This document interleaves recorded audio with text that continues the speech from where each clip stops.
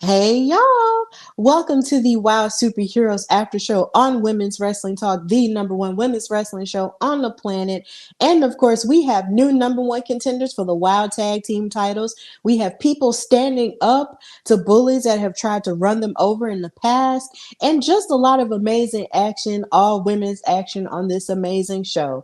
And also, just know, don't mess with Alabama. Let's get it cracking. 10, 9, 8, 7, 6, 5, 4, 3, 2, 1, 0.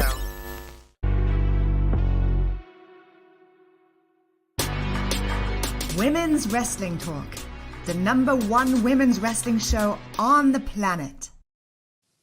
Hey, y'all. Like I said, welcome to the Wow Women of Wrestling Superheroes After Show, coming at you live every Monday evening at 7 p.m. Eastern, 6 p.m. Central Standard Time, and wherever time you have going on, that's where we are at every Monday. Of course, we are talking about the all women's action of women of wrestling and their superhero and their superpowered queens that bring the action every weekend. Of course, I'm your girl, Stephanie Hardy, host and creator of the Hardy Wrestling Podcast, and color commentator for the Belladonna Division, Battle Club Pro, Black Girl Magic 2022, and soon to be Spartan Wrestling, and host and writer for this amazing platform of women's wrestling talk. But of course, I am not alone. I am here with the fabulous creator of NCAT We Trust, a working woman in the wrestling industry in terms of commentary work, ring announcer work, writing work, all of the above. She is out here doing the dang thing. And this weekend, she did meet her favorites, the Hardy Boys, because it's definitely her lot in life to be surrounded by amazing Hardys. She is Katrina Blake. How are you, Kat? That was great. I'm good. I am good. Yes, I got to meet the Hardys. That was everything for me as a fan. But yeah, I'm happy to be here. WoW has some awesome action happening. How are you? I'm doing good. You know, it's been a pretty wild day in my world of Alabama because, of course, if you have or have not heard, if you've been on social media, we had a brawl in Montgomery this weekend. But of course, you know, it's gone viral due to not only just people caping up for someone who was getting attacked, but also just because of the fact that one of the people who caped up for the person getting attacked actually wielded a chair, and now hitting people with a chair has now become popular, you know, amongst outsiders, people outside of the wrestling world now, and it's just pretty hilarious. But you know, people just have to know, like, you just don't mess with us. You do not mess with people from Alabama, okay? You just don't mess with us, because when you gang up on somebody and we see it, we're gonna cape up for you, okay? Don't mess with Alabama, okay? That's just what it is, and that's how it's always going to be. So I've had a pretty colorful day, and it's been a pretty colorful couple of like 72 hours in terms of the world of wrestling, in terms of SummerSlam and everything that happened with that. And even with SummerSlam, we do have to mention and send congratulations to our very own senior writer, Nikki Bougie, who did get to ask a question at the press conference and get her media scrum on for the very first time at the SummerSlam media scrum. And she got to interview so many people. And you can go see her content wherever she posts it, at Big Barbie or at Nikki Bougie, wherever you can follow her and find her. That's where she is. And I also want to send the congratulations to our very own Emily May Heller, who also got to participate in media stuff for SummerSlam as well. I kid you not, watching both of those women, you know, get their stuff on in WWE had me in tears, and it just inspired me so much. And that's the reason why Emily's not here, because she's been so busy with so many media things that she needs to rest her voice because she's losing her voice. So we do send her healing energy, and we just want to send both of those girls congratulations, and every woman who participated and every person of color who participated in media stuff this weekend, because it is so important that representation is had in those large spaces. So it was such a beautiful weekend to watch people that I love and care about in that space. And also TK as well, TK Trinidad, our fearless CEO, who you'll hear from later. She got her media stuff on too. So I was just so blessed to see them do their thing. And it was just great to see. So, yeah, it's just been a crazy weekend. But in the midst of all of that, wow, Women of Wrestling got their stuff on. So, Katrina, how did you feel about this weekend in wrestling as a whole? And also, in particular, how did you feel about this episode about WoW? Of WoW? I thought wrestling this weekend, obviously, it's always good to have a nice weekend full of wrestling. I thought it was amazing, but I also liked the episodes we got for the matches we got for a while this weekend. Again, I'm always good for seeing like they switch up the roster of who we see every week. But also, I thought it did some good story work as far as what's going to be happening soon. So that's good. Absolutely. Like it was just really amazing stuff to witness and be a part of. And yeah, like with Women of Wrestling, they continue to raise the bar every single time with their competitions. And of course, if you did get a chance to watch WoW with us this weekend or just a little bit later, chime in the comments and tell us what your favorite matches were from this episode of WoW, and just tell us where you think the story is headed as we continue to talk about WoW on this show. So please chime in the comments, and thank you for watching wherever you're watching, whether it be on Twitch, Facebook, or YouTube. Thank you so much for sticking with us, and we will get into the show right now. So the first thing that I did see on WoW was the promo that the Tonga Twins had. The Tonga Twins, Chaos and Kona, were able to cut a promo talking about how they were going to fight the last call. That is, of course, Reina Del Rey and Wrecking Ball when it comes to their match in the main event to fight for the number one contendership for those WoW tag team titles. And they said, of course, multiple times that they are from the streets too and they can get tough just like they can. So it was really good to see them, have that confidence heading into their main event match. So that was pretty amazing stuff there. And it's always good to see them, be that electric and confident, like we've known them to be ever since WoW has started. So that was really amazing.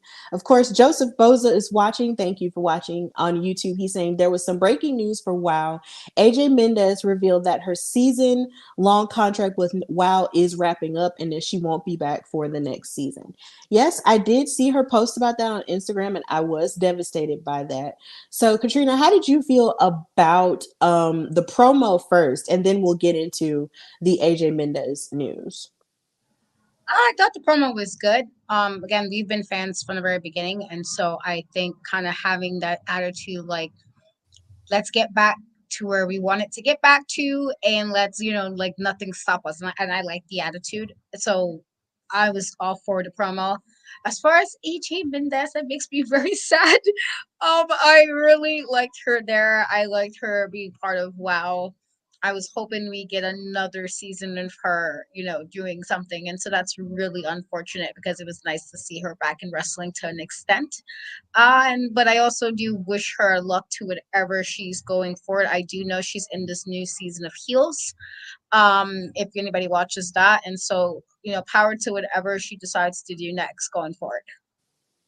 Yeah, like I was really devastated when I saw that. I was just like, no, because I enjoy hearing what she has to say and all of what she has to offer on commentary because she is a veteran in this business. Like she has been a multiple time champion, in various promotions, especially in WWE during a time of which, women's wrestling wasn't particularly taken seriously at that juncture of WWE. And she really was, a part of the catalyst for where we are now with the women. So it did disappoint me when I did hear that she would not be on commentary, anymore. But I'm still hoping that she will still somewhat be, I guess, an executive producer and still, having her hands in it, even though she might not be on screen. So, I hope that whatever it is that she is going to do, whether it be with other ventures on television, with her comic book writing, because she does that as well. I just hope that whatever it is, she will be a big part of that, and just continue to just succeed in her life. But seeing her as a part of wrestling is always a welcome experience because we really do miss her in the ring and all of the above. And like you said, since she is a part of this season of Heels on Stars, seeing her in the ring again just felt nostalgic and beautiful and refreshing in all the best ways. So for all we know, fingers crossed, maybe she is getting ready for a little bit of a comeback, or she might just be, exploring her other options. But either way, we do wish her the very best of luck when it comes to her career and whatever it is that she chooses to do. Joseph is also saying in the comments, I would have thought they would have locked her down for a couple of seasons. AJ was a big force to get WoW on syndicated TV. Yeah, I don't know. But either way, WoW will continue to succeed and we will continue to cover it, regardless of any changes that come about. We will still be covering WoW as much as we possibly can here on Women's Wrestling Talk. So we go into our first match with Las Bandidas, of course, coming out there with the world's greatest attorney, Sophia Lopez, versus Jennifer Florez, J Flo, and Stephy Slays, Team Generation Texas, is what I love to call them. Now, this was an interesting way to start off because normally we see Lauren Hunkley giving the intro, for the opponents coming out to the ring. But this time, Sophia Lopez wanted to do something a little bit different. She wanted to intro Las Bandidas herself. And she really is feeling the confidence over the last few weeks that the women have built up in the team, that her clients have built up, from their victories. So she introed them out there. And, they came out there, as confident as we are used to seeing them. And then you had Team Generation Texas come out there. And Lauren Hunkley was able to, intro them as they made their entrance. And I will say this, Lauren Hunkley is somebody that I feel like we should feature on this show every week because her outfits are just amazing, even though I know this isn't turnbuckle glam. And we will leave that to Nikki. Her outfits are amazing. And the one she had on in this episode, which is kind of like a pink jumpsuit, but then on the top you had a tuxedo type of thing going on. I thought that was real cute. So shout out to Lauren Hunkley and the WoW team for dressing her, as quirky and as cute as she loves to be. And I just love, the energy that she brings as a ring announcer. So this match was really, really good. I know in the last few weeks we had been talking about the issues that Jennifer Florez and Stephy Slays had been having, especially when it comes to Stephy Slays' injuries, to her hip. These women did fight through and give Las Bandidas, their very best efforts in this match. They had better chemistry. They had better toughness than they have had in the past couple of weeks. And there was just a lot of quickness and just a lot more put together that these women had than they've had in the last few weeks. But the thing about Las Bandidas is every time it seemed like Team Generation Texas had the upper hand, they would always break up, any type of cover, any type of pin that they had.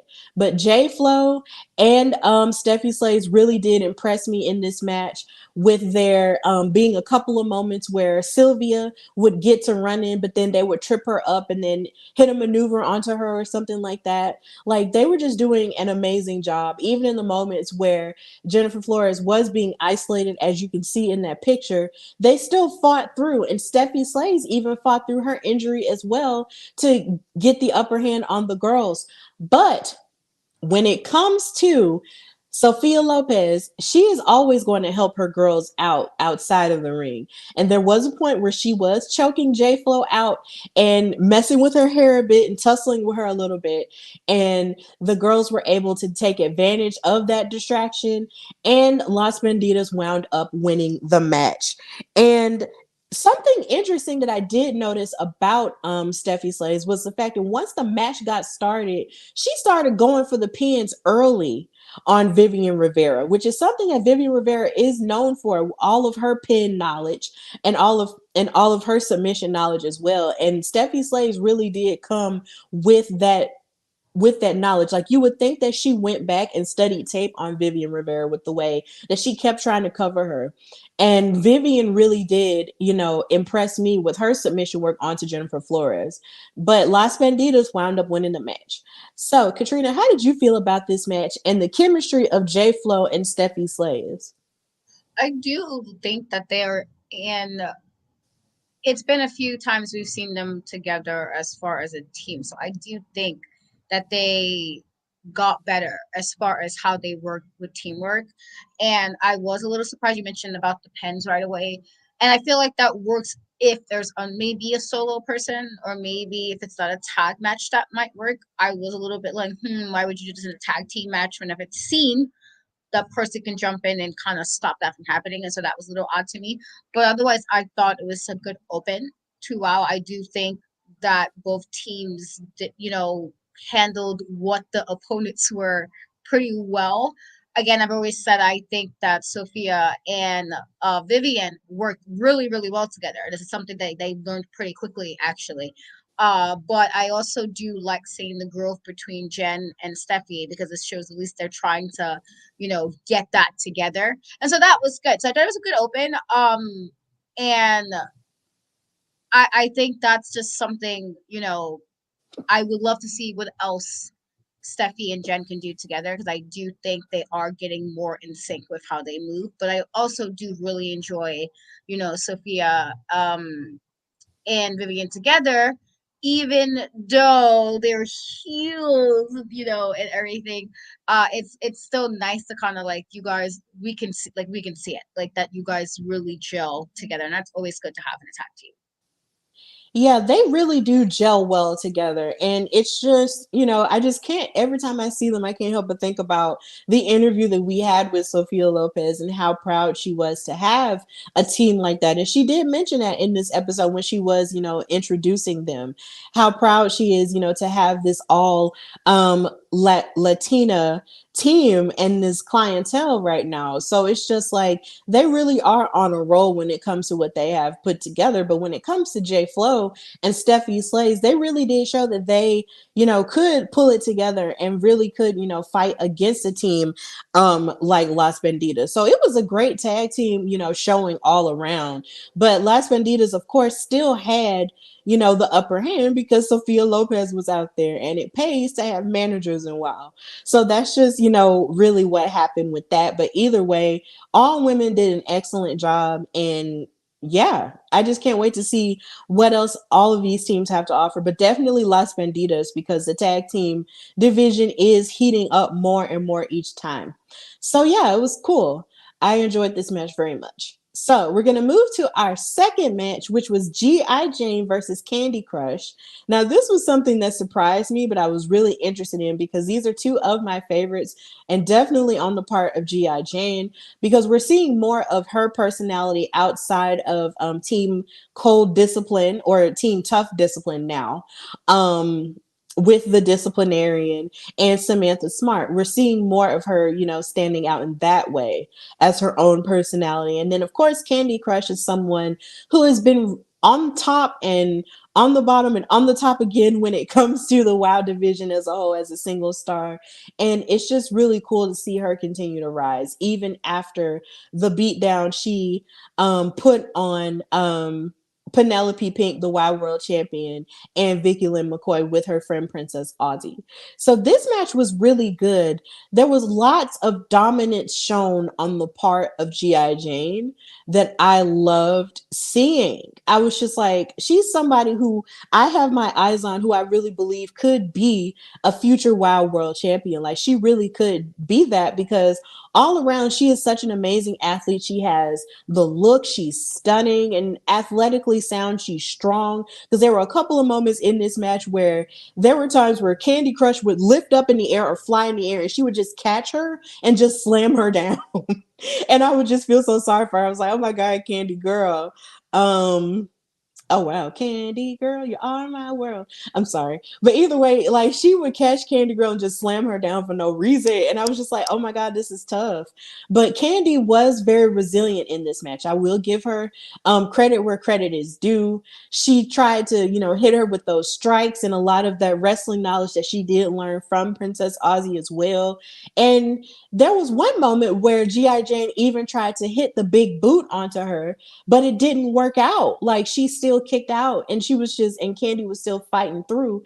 And then when she tried to slam her on the mat one last time, Kandi reversed it and hit her super girl punch, I guess you could call it that, and knocked her out for the 1, 2, 3. And Kandi Krush wound up winning. So this was really an upset and really surprising, because G.I. Jane was dominant throughout the match. But Kandi really did fight through and she won, and it was really good. But I still want to see more singles work, from G.I. Jane, because I just feel like there's so much more that we can see from her. So this was a really good match. I enjoyed it. So Katrina, how did you feel about this match and the performance of G.I. Jane up against Candy Crush? I thought it was a good match as well. I was actually surprised that G.I. Jane didn't win because I feel Right. like there were moments I'm like ouch, like I'm like how, and I guess this speaks to Candy's fortitude of making sure she get through things. But I was really surprised. I felt like for a good chunk of it while Candy was fighting through, I felt like GIJ kind of had the upper hand and good part of the match, and so I was like, she didn't win this. Like that threw me off because I felt like she really like dominated in this match. And I definitely, to your point about you can see her being like a world champ, I definitely can. I can. I feel like this again. It's nice, obviously, when she's with the group, but it's always good to kind of see her do her solo matches because you could really see what makes her stand out, what makes her special. And so that was a really good match. But I was surprised, and this is no shade to Candy. It's just mostly like I'm like she was so dominant that I'm like, oh, she should have had this in the bag, and so that surprised me. But it's also good on Candy for being, consistent and making sure she pulled out the win at the end of that. And again, that speaks to her as far as how she is in WoW. But it was a fantastic match. It really was. And I actually, echo your sentiment. I was a little bit surprised too, because G.I. Jane really was being dominant throughout the match. So I'm just like, yo, where did, how in the world did she pull out of this? But, Candy Crush has shown us, time and time again that she is always someone to watch due to her resilience and due to the fact that she never lets anybody knock her down and make her feel like she's less than. And throughout this match, you heard G.I. Jane, talking smack at her because, of course, she's a bad girl. She's a heel. But she was talking smack at Candy Crush throughout a lot of it. And that had to play into Candy's mind and motivate her to really pull out a win here. And that's exactly what she did. And I was really proud of her for that. But I just want to see a little bit more from G.I. Jane because as a Black woman, I just want to see her, be the dominant, epic queen that I know she can be. Like, oh my God, like that would just be amazing. So yeah, big ups to G.I. Jane for her performance here. But at the same time, congratulations to Candy Crush for that win and for proving that she is still, in the game. She is still in this WoW game as a single star. So that was cool. So before we get into our next two matches, we're going to take a quick break so you can see what other programming we have here on Women's Wrestling Talk. And we'll be right back. Hey peeps, TK Trinidad here, boss lady of Women's Wrestling Talk. And I want to say thank you so much for watching because you've got millions of options. Plus, you don't have to worry about sharing your password to check us out. But while you're here, hopefully you know we have so many more shows to watch, like Turnbuckle Glam, Raw Post-Show, WoW Post-Show, AEW Dynamite Post-Show, Women's Wrestling Army Post-Show, NXT Post-Show, Impact Wrestling Post-Show, AEW Rampage and SmackDown Live Post-Show, On the Scroll, ROH Post-Show, WWT Live, plus all of our interviews with the hottest women's wrestlers in the game. Make sure that you like, comment, and subscribe. Check out our website at www.talkpod.com and follow us on all social media platforms at www.talkpod, and make sure to spread the word. That means send this to the group chat. Yes, even the person with the green bubble. Thanks again so much for watching Women's Wrestling Talk, the #1 women's wrestling show on the planet. Ciao for now. And of course, we send more love and positivity to our CEO, TK Trinidad, who makes it happen for us every single week and shows up in the best way that she possibly can. We just want to send her all types of love and positivity and just continue to support the brand and watch all of our shows. For every wrestling show that you watch, we have a post show for it. So please check it out and just continue to support us as we grow in our wrestling careers and as Women's Wrestling Talk grows as a network. So back to the action of WoW Superheroes. Our next match was Fury of the Heavy Metal Sisters versus Keta Rush, the WoW OG. And of course, Fury came out with her Heavy Metal Sisters accompanied by Razor, and Mesmeriah. And of course, Razor is a friend of the pod. Now, this match was really good. I really liked it here because Keta Rush came in and she was not about the mess here.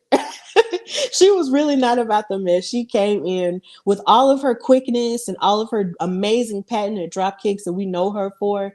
And she was really fighting tooth and nail with Fury. But Fury, has been on a tear as well in terms of her victories. And she really tried to break Keta Rush a couple of times. Like, it was really rough. She was using her power and using, her heavier body strength in order to try to tear up on Keta Rush. But Keta was very, resilient as well. I feel like that's just the common theme of this episode is resilience, and Keto really was doing that. She fought back with a number of sling blades and so many different moves in order to get the best of Fury. So it was just a really good match. But in the end, sadly, because of shenanigans, like Katrina would say, on the outside from the Heavy Metal Sisters, Keita Rush wound up losing to Fury, and it was just really sad. And I was just like, no.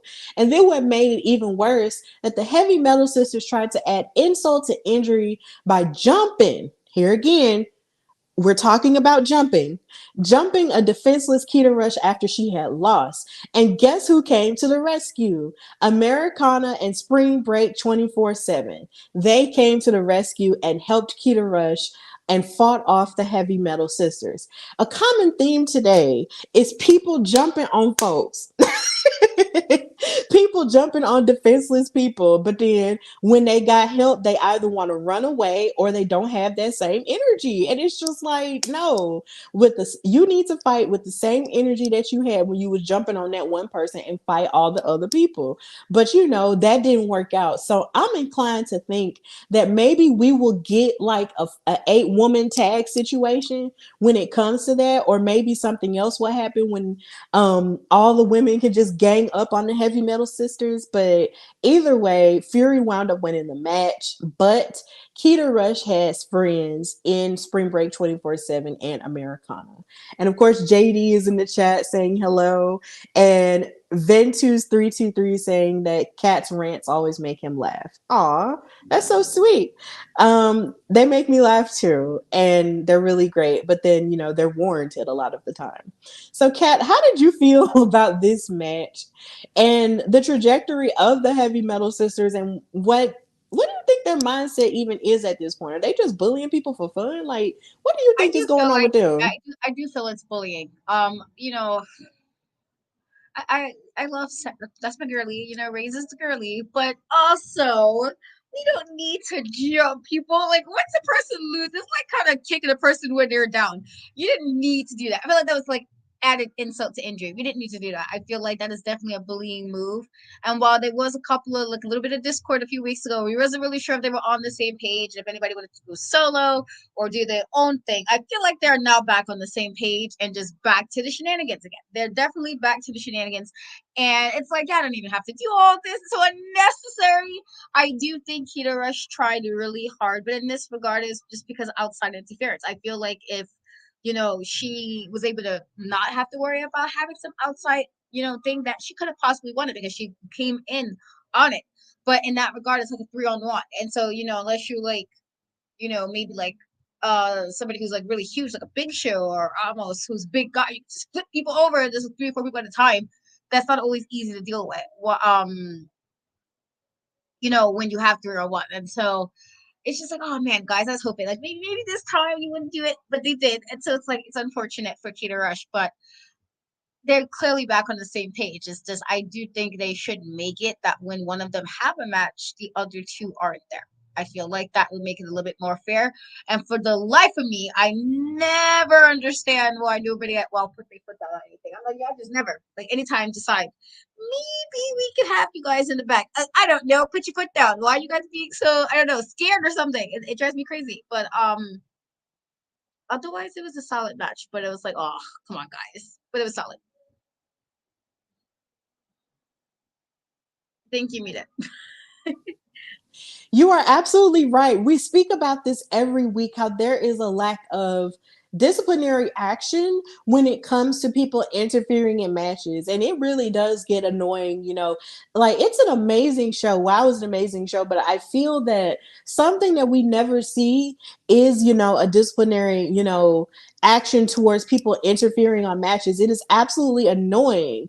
Like, I would love if one day, we would see something where someone, gets dismissed out of the ring or gets ejected. Because a lot of the time, see, I feel like a lot of the time when it comes to WoW, some of the girls are so smart that they would interfere in the matches when the referee isn't looking. I want one time for the referee to turn around and see the shenanigans happen, and then they finally just tell them, no, you got to get out of here, this isn't going to work. Because we've seen that countless times in other promotions where the referee will see some mess going on and they will tell the other people outside the ring to leave. We've seen this countless times over our lives. So in terms of WoW, I would really love it if that happened as well. In the comments, Joseph is saying, LOL, why is Kat surprised? Those heavy metal sisters always love shenanigans. Fury is scared of Keta Rush. She might be. She might be. And Joseph is saying, WoW also needs a general manager that will end this mess of people sticking their nose in business that's not theirs. A general manager. That would be really interesting. Because of course David, he's the owner, so he can't really, do that and commentate, even though he does kind of do a double duty type of thing from time to time on a few episodes. But a general manager probably would help. Katrina, who do you think would be a good general manager for WoW if they were to decide to do that? I don't know, because I feel like I can see some pros to some people, but then you need somebody to be firm enough, and so some of the ones that's a little too nice wouldn't work. And then I feel like some of the other ones, I'm like, maybe. And then I'm like, I don't know, because what if you get kind of like make it about you and the job is to make sure the brand is. I don't even know. So I'm trying to think who would be like decent enough where it's no like it's making it very selfish, or where you're getting ran over. Like, you don't want a general manager that you can just go to and do whatever, and general manager's not going to do anything. You want somebody who. So I really can't even tell you, because I feel like some of them could be good, but then it's like, are they going to be kind of selfish or use it to kind of do personal gain or something? And then that will be a problem. So I don't even know. Maybe it could be somebody, from the past histories of WoW, like maybe or Selena Majors, who's already a creative director, of WoW, and she has experience in the wrestling business. Maybe she could be one. Yep. Or, Joseph is saying AJ, but then again, she's leaving. So I don't know. And then who else could be? Maybe Jungle Girl could be. We haven't really seen her, a whole lot, but she is a WoW OG. We haven't seen her outside of her training the Beast, who we also haven't seen, come back in a while. I feel like she would be a good general manager. Yeah, it's so many people who could be. Maybe Emily could be. Or here's another surprise. Maybe Stephanie McMahon could be.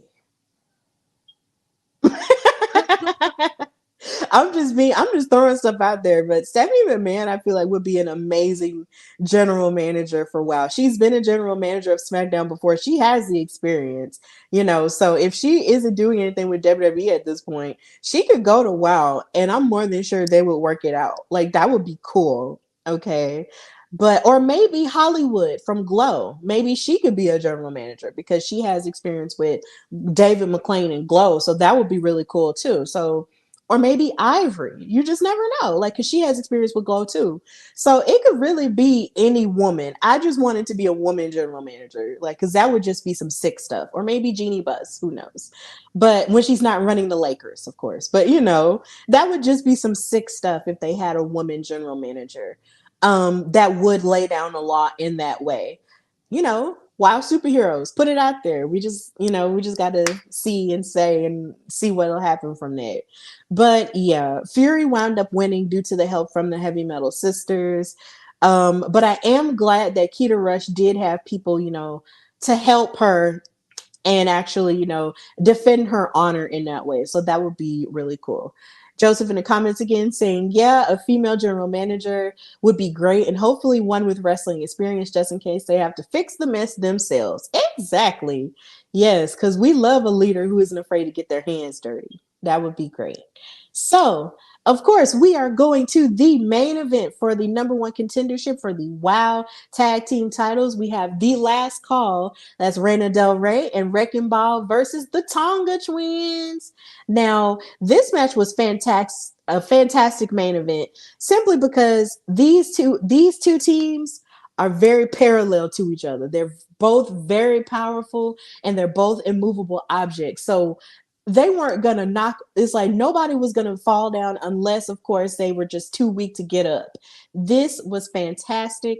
The Tonga Twins was not taking their mess. There was a point where at the beginning of the match where the last call grabbed the Tonga Twins by their faces and tried to choke them and beat them up, but then the Tonga Twins fought back and knocked them down, and I was like, this is the stuff that I need in my life. I need to see these women fighting tooth and nail just like this. And that's what they kept doing. They kept knocking each other over, hitting each other with clubbing blows, like giant, like clotheslines, like double clotheslines from the Tonga Twins.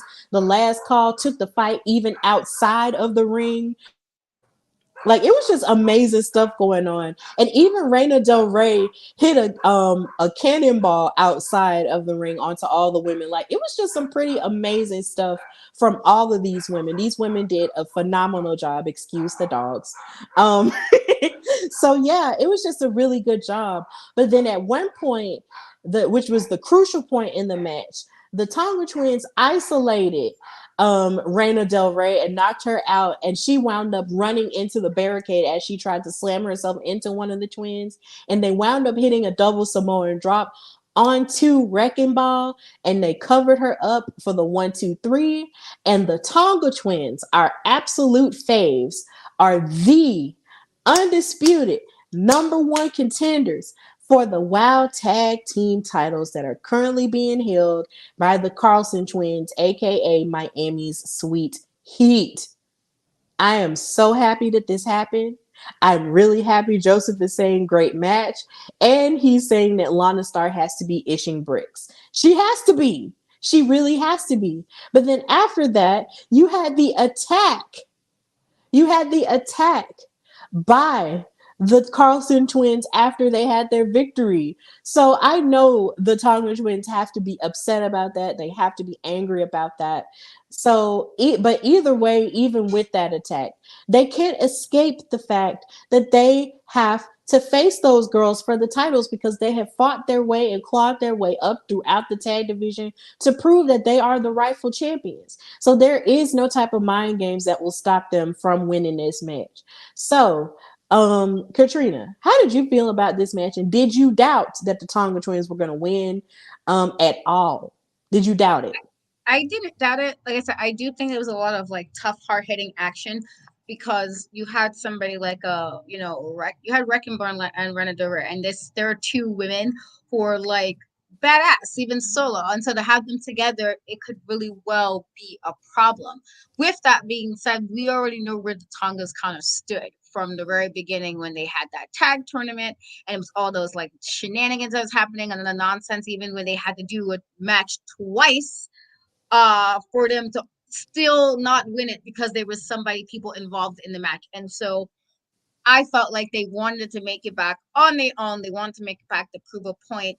And they really have, kind of like an unfinished beef with the Miami Sweet Heat. It's literally like every time there was something, they had a match, there was always some kind of interference. There's always something happening, something derailing what I thought they should have 100% been the tag champions. I say that, and again, no shade to the Fab Four, but I've always said it should have been the Tonga Twins. They literally done everything they could without cheating, and they were, like I said, did what they needed to do. Both, again, they are also twins so it's not like they don't understand the bond or whatever, but they was able to do it without any shenanigans, and they was kind of like bamboozled a little bit, and so I feel like they were going to come out victorious off that alone. I do think this was a really, really good match, and I really think the fact that they came out there tells me that you guys are concerned enough. And I do think, and I hope that they do this, it needs to be them with no outside interference, meaning any other members of the Fab Four should not be allowed to be out of ringside while this match goes on, because I think that was what stopped them from before. Twice for being champions because it was interference. I think they need to make sure this time, no, none of that. If they lose this time, that will be on their own accord and not because somebody interfered or interjected. Right. And I will speak more to what you had to say in a minute, but Joseph in the comments is saying Lana Starr, the Stephanie McMahon of WoW, loves that goal. She knows the Tonga Twins will beat them. Expect her to throw the kitchen sink at the match with Miami Sweet Heat and the Tonga Twins. Exactly. Yes, you are absolutely right. She really would throw the kitchen sink if it meant that she keeps all the gold. But the thing about, the interference piece that you were mentioning, Katrina, is the fact that in other promotions, we have also seen where rules have been made where if a person interferes on their behalf that you will lose still. So I'm hoping that somehow or another, if someone like Vicky Lynn McCoy or Penelope Pink or, Lana Starr try to, throw the kitchen sink at the Tonga Twins in order to win, like it would cost them. Like I feel that at this point, ever since Miami Sweet Heat has hooked up with the Fab Four, of course, they've won the titles. They've enjoyed all of the splendor that comes with that. They haven't faced any consequences. They haven't really faced any hard times, as a certain American dream would say. They haven't faced any hard times. And honestly, I feel that they should know that their bad behavior bears, consequences. And that should be, something that is enforced a little bit more, like we were just talking about earlier. But no matter what they do, they can't deny the fact that the Tonga Twins has been around them every step of the way when it comes to those tag titles. Even from the beginning of this season of WoW, they've always been in front of them, always solidifying that they are the ones that should have been the champions all along if those girls had not have utilized, the help of Lana Starr and Penelope Pink hitting those girls with mirrors. Like they can't escape that no matter how much they try. So I'm very interested to see how this plays out. But I hope the Fab Four understands that their days really are pretty much numbered at this point. They really are numbered. And if they had to attack them, it's because they know that they're scared. They know that they are threatened. And I just can't wait to see what comes next. But that was the end of this episode of WoW Superheroes. Pretty solid stuff. And, another thing that we've taken from this episode is that we should very well, of course, cherish AJ Mendez while we have her voice. And I definitely hope that as WoW continues to grow, they continue to center women's voices on commentary and, and even in backstage interviewing or any way, shape, or form creatively that they do choose to center women's voices. I do hope that they continue to do that and, not just have David McLean and Stephen Dickey on commentary. No shade to them because they are great for what they add, but I just need more women's voices, on the WoW show. So yeah, let's just cherish her for how long we have her. Because there was a point where she was mentioning how women's emotions are multi-layered during the G.I. Jane and Candy Crush match. And I really did, enjoy that part. So I don't want that part to end. And JD in the comments saying, no shade to them, but Stephanie Hardy is accepting bookings for commentary. I am. I absolutely am. And considering, I am open and I have time, if WoW wants to hire me for commentary or hire me or hire Katrina and Emily, all three of us, if they want to hire all three of us for whether it's commentary, backstage interviewing, or managing or whatever, we are open to doing so. Drop in our DMs. We share our ats every time. They know where we're at. JD, thank you for manifesting that for us. They know where we at, okay? Like, we're here. So yeah, that was the end of this episode of WoW, and we've reached the end of our time together on the WoW Superheroes After Show. So thank you guys so much for watching on YouTube, on Twitch, and on Facebook, and just wherever you watch us. And of course, continue to support WoW wherever you're able to watch them, be it on your regular cable television or on Pluto TV or on Vice, because they do come on Tuesday nights on Vice TV, at around 11 Eastern and 10, Central. So if you watch them on Vice, you can do that as well. And you can watch them on YouTube too. So continue to check them out there. And of course, if you want to support them more and have more information, check out their website at wowe.com, and they have exclusive merchandise available on amazon.com/wow superheroes. So if you want to buy merch, please check that out. And also give a shout out to Miss Minga, who had her own Tonga Twins t-shirts that I believe she had made. So she was in the audience at that taping, and just shout out to her because she is probably the biggest WoW fan ever, and it was just really cool. So Joseph is saying Tuesdays at midnight is where I'm at, and it premieres on CW Sundays at 5 p.m. and again at 11:30 p.m. Thank you for that. But of course, support Women's Wrestling Talk. Follow us on Instagram and on X/Twitter at WWTalkPod, and follow and like us on Facebook at Women's Wrestling Talk, and check out our website at www.talkpod.com because our website is brand spanking new. Please check out the design and everything and how it's updated, and check out our articles, all of our latest interviews. And of course, we will have more content from SummerSlam because of course our girls Nikki and TK were there. So please check that out and just continue to just support our content as we continue to grow. So Katrina, tell everybody where they can find and follow you and what you've got going on. I'm in Cat We Trust on social media, Threads, TikTok, Twitter, and Instagram. The E is the 3. Obviously, I have my YouTube channel in Cat We Trust, and there's a bunch of everything on there. If you like anything nerdier stuff, I have all that on there. Plus wrestling interviews. I do have 2 new interviews coming up soon, so be on the lookout for that. I did post a very, really, really, really long post about me meeting the Hardys yesterday, and I didn't realize I wrote an essay, but I totally did. So that is on there, and fingers crossed I can interview them at some point in time, maybe, throwing it out there. And just be on the lookout. I will have a couple of more shows popping up if you are in the Jersey area, and that's pretty much it.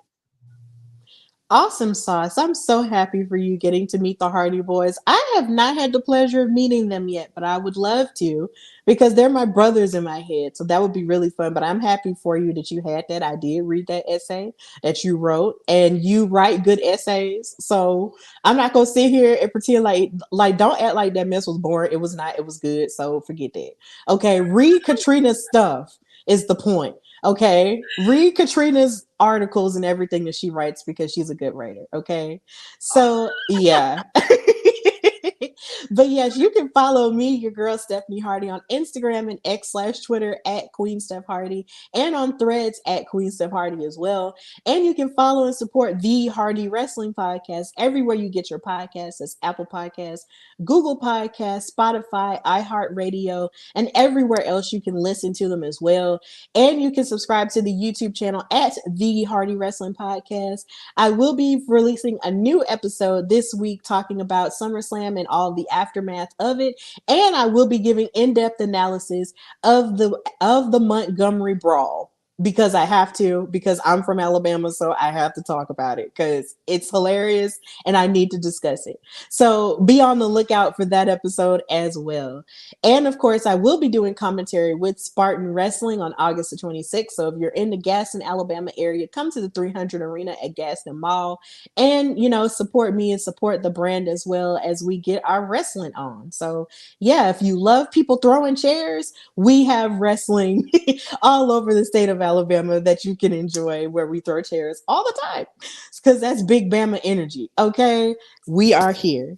So with that in mind, this has been Women's Wrestling Talk, the #1 women's wrestling show on the planet. Have a happy Monday evening, y'all. Bye.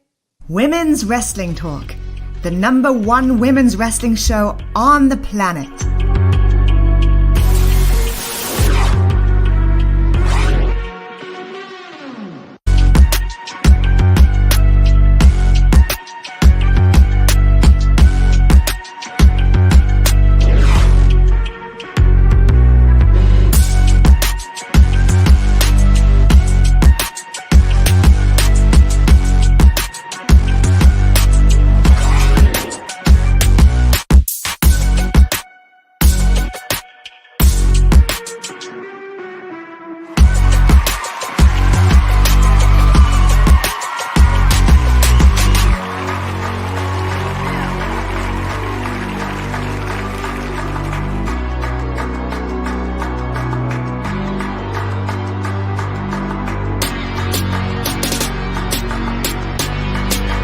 Women's Wrestling Talk, the #1 women's wrestling show on the planet.